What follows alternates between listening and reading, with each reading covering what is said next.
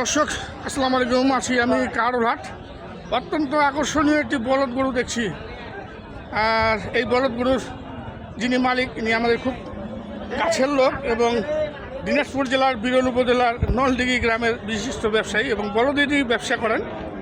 ভাইয়ের নামটা হচ্ছে কি আশরাফ না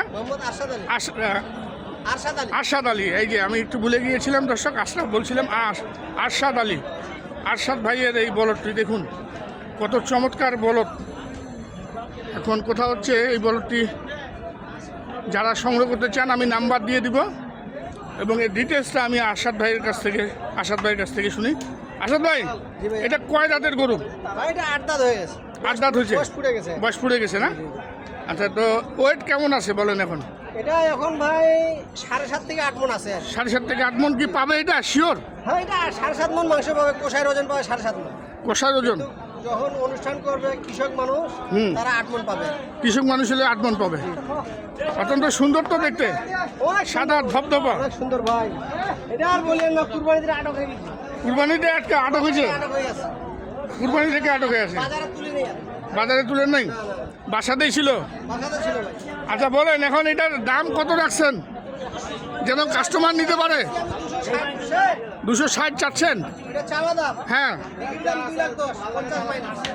বিক্রির দাম একদম ফিক্সড 2,10,000 নাকি 2 লাখ ভাঙবেন পরে? 2 লাখ ভাঙে দিবেন না? 2,10,000 টাকা দাম রাখলেন। হ্যাঁ, মাংসগুলোর দাম 2,20,000। আর বলদও তো একদম দেখতে ওইরকমই বলদ।